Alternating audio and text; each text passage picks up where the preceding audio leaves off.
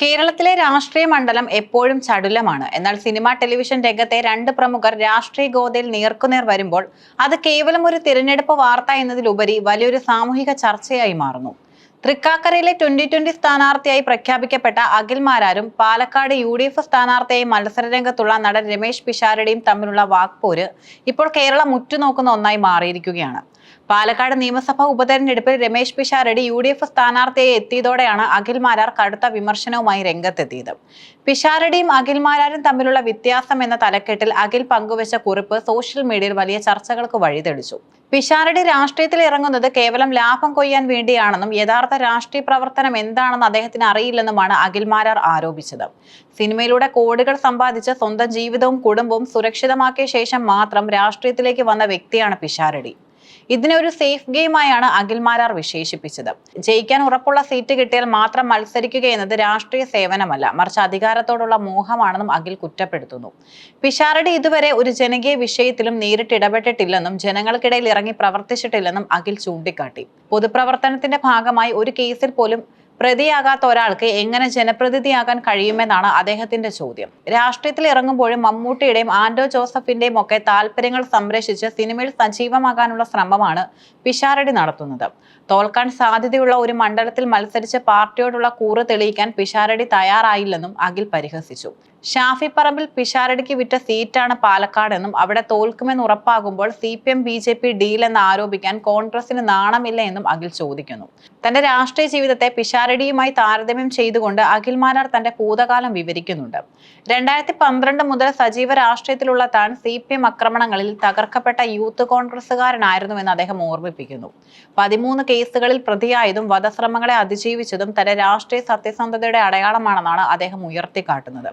Big boss എന്ന reality ഷോയിലേക്ക് പോയത് പോലും ദാരിദ്ര്യം മൂലമാണെന്നും ജയിച്ചു വന്ന ശേഷം താൻ ജനകീയ വിഷയങ്ങളിൽ ഇടപെടുന്നത് തുടരുന്നുവെന്നും മാരാർ അവകാശപ്പെടുന്നുണ്ട്.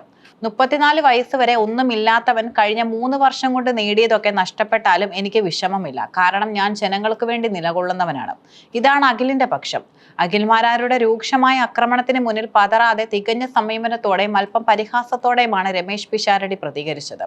മാധ്യമപ്രവർത്തകർ ഈ വിഷയം ശ്രദ്ധയിൽപ്പെടുത്തിയപ്പോൾ പിഷാരടി നൽകിയ മറുപടി സോഷ്യൽ മീഡിയയിൽ വൈറലായി. അഖിൽ മാരാർ എന്നെ ശ്രദ്ധിക്കുന്നത് പോലെ ഞാൻ അദ്ദേഹത്തെ ശ്രദ്ധിക്കാൻ പോകാറില്ല.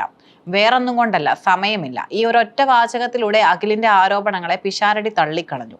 അഖിൽ മാരാർ ഇന്ന് പറയുന്നതായിരിക്കില്ല നാളെ പറയുന്നതെന്ന് പിഷാരടി പരിഹസിച്ചു. ഒരാഴ്ച കഴിഞ്ഞാൽ മാരാർ തന്നെ തിരുത്തി പറയുമെന്നും അതിനാൽ ഇപ്പോൾ മറുപടി പറയേണ്ട ആവശ്യമില്ലെന്നും അദ്ദേഹം കൂട്ടിച്ചേർത്തു. ഒരാൾ എന്തു പറയുന്നു എന്നതിനേക്കാൾ അയാൾ ആ നിലപാടിൽ എത്ര കാലം ഉറച്ചു നിൽക്കുന്നു എന്നതിനാണ് പ്രാധാന്യം. അഖിൽ മാരാർ ഇപ്പോൾ പറയുന്ന കാര്യങ്ങൾ 2 വർഷം കഴിഞ്ഞും ആവർത്തിക്കുകയാണെങ്കിൽ അപ്പോൾ മറുപടി നൽകാമെന്നാണ് പിഷാരടിയുടെ മറുപടി. ഈ രണ്ട് വ്യക്തികളുടെയും നിലപാടുകൾ കേരളത്തിൽ 2 തരം രാഷ്ട്രീയ ചിന്താഗതികളെയാണ് പ്രതിനിധീകരിക്കുന്നത്. അഖിൽ മാരാർ പ്രതിനിധീകരിക്കുന്നത് പരമ്പരാഗത രാഷ്ട്രീയ ശൈലികളോടുള്ള കലഹത്തെയാണ്. രാഷ്ട്രീയം എന്നത് പോരാട്ടമാണെന്നും അത് കേസുകളിലൂടെയും സമരങ്ങളിലൂടെയും തെളിയിക്കപ്പെടണമെന്നുമാണ് അദ്ദേഹം വിശ്വസിക്കുന്നത്. സെലിബ്രിറ്റികൾ പെട്ടെന്ന് രാഷ്ട്രീയത്തിലേക്ക് വരുന്നതിനോടുള്ള ഒരു വിഭാഗം ജനങ്ങളുടെ അമർഷം അഖിലിന്റെ വാക്കുകളിൽ നിഴലിക്കുന്നുണ്ട്. മിതത്വവും പ്രായോഗികതയും ഒരുമിച്ചുകൊണ്ടുള്ള രാഷ്ട്രീയമാണ് പിഷാരടിയുടേത്. രാഷ്ട്രീയത്തിൽ മാന്യമായ പെരുമാറ്റവും സമീപനവും അനിവാര്യമാണെന്ന് അദ്ദേഹം കരുതുന്നു. ആരോപണങ്ങളോട് വൈകാരികമായി പ്രതികരിക്കാതെ ജനക്ഷേമപരമായ കാര്യങ്ങളിൽ ശ്രദ്ധ കേന്ദ്രീകരിക്കാനാണ് അദ്ദേഹം ശ്രമിക്കുന്നത്. പിഷാരടിയുടെ ജനപ്രീതി വോട്ടാക്കി മാറ്റണമെന്നാണ് UDFന്റെ കണക്കുകൂട്ടൽ. പിഷാരടിയുടെ ആസ്തിയെക്കുറിച്ചുള്ള ചർച്ചകൾ ഈ വിവാദത്തിന്റെ കാതലായ വശമാണ്. രാഷ്ട്രീയക്കാരൻ ദരിദ്രനായിരിക്കണം എന്ന പഴയകാല സങ്കല്പത്തെ അഖിൽ മാരാർ പിൻപറ്റുന്നുണ്ടോ എന്ന് തോന്നിപ്പിക്കും വിധമായിരുന്നു അദ്ദേഹത്തിന്റെ വിമർശനം. എന്നാൽ ഒരാൾ തന്റെ കരിയർ വിജയിക്കുന്നതും പണം സമ്പാദിക്കുന്നതും രാഷ്ട്രീയ പ്രവർത്തനത്തിന് തടസ്സമാണോ എന്ന ചോദ്യവും ഇവിടെ ഉയരുന്നു. പിഷാരടിയെ സംബന്ധിച്ചിടത്തോളം സാമ്പത്തിക ഭദ്രതയുള്ള ഒരാൾക്ക് അഴിമതിയില്ലാതെ പ്രവർത്തിക്കാൻ കഴിയുമെന്ന വാദം അദ്ദേഹത്തിന്റെ അനുയായികൾ ഉയർത്തുന്നുണ്ട്. അതേസമയം രാഷ്ട്രീയത്തിൽ ഇറങ്ങുന്നവർ സാധാരണക്കാരുടെ വേദനകൾ അറിഞ്ഞിരിക്കുന്നവരായിരിക്കണമെന്ന അഖിലിന്റെ വാദത്തിനും വലിയൊരു വിഭാഗം പിന്തുണ നൽകുന്നുണ്ട്. ജനകീയ സമരങ്ങളിൽ പങ്കെടുക്കാതെ നേരിട്ട് അധികാര സ്ഥാനത്തേക്ക് വരുന്നത് രാഷ്ട്രീയത്തെ ഒരു കരിയറായി മാത്രം കാണുന്നതിന്റെ ലക്ഷണമാണെന്നാണ് ഇവരുടെ പക്ഷം. രമേശ് പിഷാരടിയും അഖിൽ മാരാരും തമ്മിലുള്ള ഈ പോരാട്ടം കേവലം വ്യക്തിപരമായ ഒന്നല്ല, ഇത് കേരളത്തിലെ രാഷ്ട്രീയ സംസ്കാരത്തിൽ വന്നുകൊണ്ടിരിക്കുന്ന മാറ്റങ്ങളുടെ പ്രതിഫലനമാണ്. അഖിൽ മാരാരുടെ ആക്രമണപരമായ രാഷ്ട്രീയവും പിഷാരടിയുടെ മിതമായ പ്രതികരണവും തമ്മിലുള്ള ഈ മത്സരം വരാനിരിക്കുന്ന തിരഞ്ഞെടുപ്പുകളിൽ എന്ത് സ്വാധീനം ഉണ്ടാക്കും എന്നതും കൗതുകകരമാണ്.